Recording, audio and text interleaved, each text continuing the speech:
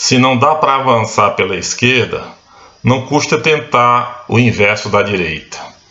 Eu sou o professor Eduardo Simões, esposo e pai, e este é o nosso canal. Bem, nós sabemos que no Rio de Janeiro, ao longo dos anos, foi se criando uma mentalidade, uma cultura, a partir da ação direta e insidiosa, principalmente de elementos da esquerda local, no sentido de glamourizar o bandido, de apresentá-lo à sociedade como uma vítima da sociedade, uma sociedade corrupta, opressora e capitalista, né? E o criminoso sempre apresentado na forma de um Robin Hood, um lutador contra a injustiça, pelo direito dos pobres contra os ricos, dentro daquela perspectiva da luta de classe, a luta de oprimidos contra opressores, onde os oprimidos são sempre justos e os opressores sempre errados e criminosos. E isso, como é claro, isso é muito típico, né, do receituário da esquerda, não precisamos nem falar muito sobre isso. Pois bem, diante dessa mentalidade, né, a sociedade carioca foi evoluindo, crescendo, principalmente esse tipo de discurso teve muita repercussão, muita aceitação, principalmente na juventude de classe média, né, e se criou no seio da intelectualidade carioca, nos meios artísticos principalmente, uma posição muito firme, muito típica da esquerda, né, no sentido de glamourizar o bandido. E em função disso, é claro, o policial perde completamente a sua função, se torna uma espécie de coadjuvante na luta da sociedade em rumo à civilização. O policial é o cara que atrapalha, e por isso provavelmente a polícia carioca esteja tão abandonada, né, empobrecida, sem recursos, etc. Acho que o resultado dessa política maluca, né, dessa insanidade que tomou conta da intelectualidade do Rio de Janeiro, dessa cultura que se entranhou no Rio de Janeiro, cultura de valorização do bandido, reforço bem, né, foi o crescimento avassalador do pior tipo de criminalidade, que são as milícias, que agora ocupam os arrabaldes, os subúrbios das grandes cidades no Rio de Janeiro, e que são certamente muito mais perigosas que os grupos de traficantes tradicionais que a gente conhece, e esses já são um horror, né? Pois bem, então foi graças à leniência da esquerda, a essa cultura de passar a mão na cabeça do bandido, de inverter os valores da sociedade, de dizer que o criminoso seria o representante da justiça, da sociedade, da civilização. O resultado disso foi, como eu já falei, o crescimento das milícias, da violência no Rio de Janeiro, que agora encontra-se praticamente fora de controle em muitos locais, né? E, inclusive, né, o assassinato de uma importante liderança de esquerda, a Marielle Franco, que caiu vítima justamente das milícias, que essa política antiga de esquerda ajudou a fomentar. Bom, aqui em São Paulo eu acho que essa tática não funcionaria muito bem, né? A sociedade paulista teria muito mais resistências por razões históricas, que não adianta aqui a gente aprofundar. Por razões históricas, como eu falava, não seria facilmente cooptada por um discurso que procurasse glamourizar o tráfico de entorpecentes, o assalto a bancos, toda aquela mixórdia, né, de ataques pueris e em grande parte inconsequentes, completamente inconsequentes, contra a burguesia, contra o trabalho, contra o esforço. São Paulo é a terra do trabalho e do trabalho bem recompensado, trabalho honesto, trabalho duro. Então, essa ideia eu acho que essa ideia de enaltecer o bandido não teria como entrar aqui em São Paulo, seria muito difícil. Então, mas a esquerda paulista está atenta e é da mesma natureza que a esquerda carioca, Silvio.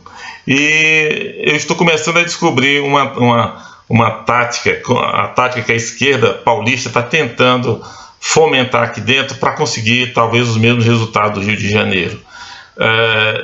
A tática é demonizar a polícia, é condenar a polícia, colocá-la na berlinda, mostrar que a polícia é má.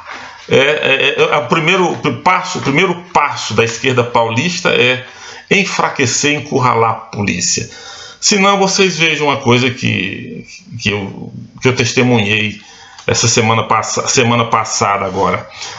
Quando eu abri o site de notícias da internet do grupo jornalístico Foice de São Paulo, tinha uma matéria, assim, uma chamada em letras garrafais, com o seguinte título: em 19 anos, 27 PMs da rota foram mortos em São Paulo, apenas um em serviço. Ora, isso estava escrito assim na abertura do site, desse site de notícias, e só que acima dessa chamada, em letras vermelhas bem destacadas, assim, na parte superior esquerda, estava escrito: o batalhão matou 1.222 no período. Ou seja, no momento que a sociedade comovida com o destino dos policiais da rota, que começaram a ser assassinados com uma frequência preocupante, dando indícios de um certo estresse na segurança pública.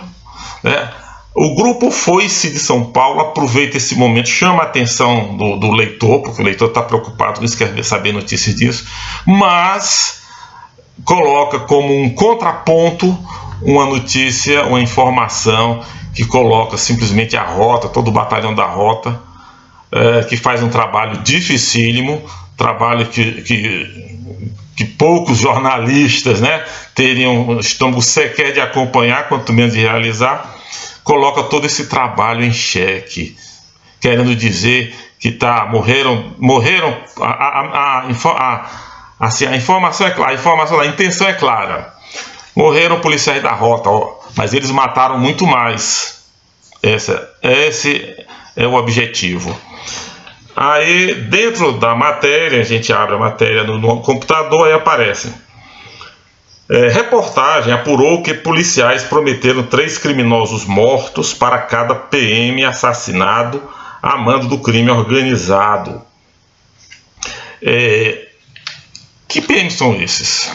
Quer dizer, então um PM com cabeça esquentada num funeral de um colega fala uma bobagem, ele ou um grupo deles fala uma bobagem, imediatamente isso se torna ou se transforma na política oficial da polícia militar? Isso se transforma no retrato que o paulista, ou aquilo que todo paulista deve esperar da sua polícia militar? Eu só consigo entender isso de uma maneira: eles estão tentando jogar a população contra a polícia, a Foice de São Paulo, bem entendido, deixar a população envergonhada da sua polícia, e ao mesmo tempo que incitam o ódio dos bandidos contra a polícia de São Paulo, ódio esse que está matando esses policiais. Então, é claro que o crime sempre vai resistir à ação da polícia, mas se a imprensa procura ressaltar que a ação dessa polícia, aparentemente, em todas as circunstâncias, é sempre ruim, porque quando a polícia venceu lá em Guararema aquele grupo que tentou assaltar os bancos armado até os dentes com um explosivo e tudo mais, o jornal fez aquele estardalhaço. Imagina, agora que os policiais são mortos, também se faz estardalhaço, se chama atenção. Então, a Foice de São Paulo está só com a política. Só existe uma vítima nessa história toda, é o bandido. Os policiais é que são os criminosos. Ele diz mais abaixo, no local das operações, os militares, segundo eles, depois da morte de um policial militar, apareceram 3 mortos que, sem base nenhuma, a Foice de São Paulo garante que estavam ligadas à morte do policial. Foi vingança da PM, Diz aqui: no local das operações militares do batalhão, ameaçaram prender jornalistas que tentassem fazer imagens da ocorrência. Desde quando um jornalista se assusta com ameaça desse tipo? Por que eles não gravaram isso e não mostraram na televisão, não colocaram no seu jornal lá com o nome do policial e tudo, como eles sempre fazem quando isso acontece?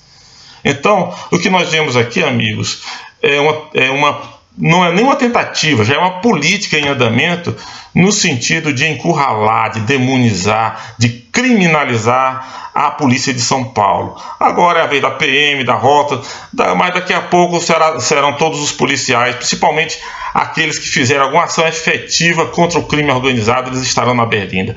Porque a matéria da Folha de São Paulo, inclusive, ela prossegue mostrando gráficos, trazendo gráficos. Os gráficos mostram a quantidade de pessoas assassinadas pela polícia, ou mortas pela polícia. Vejam bem.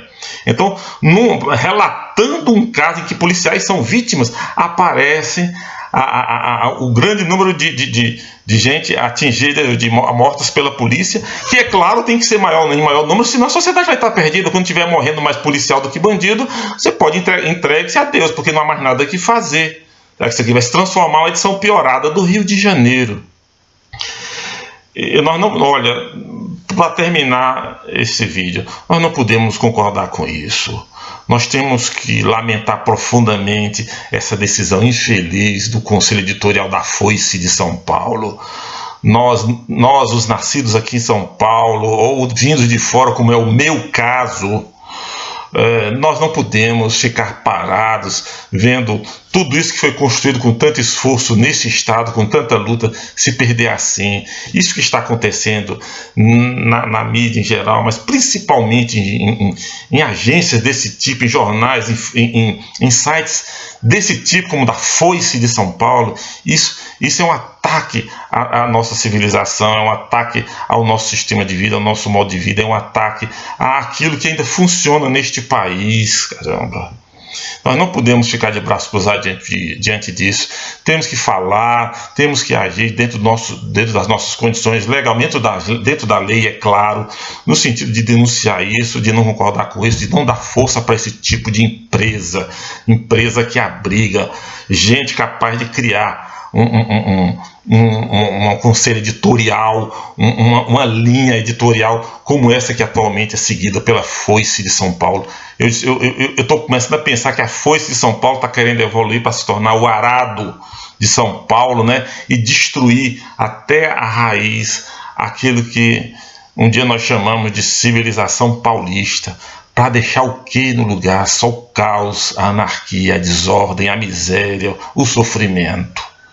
Muito obrigado.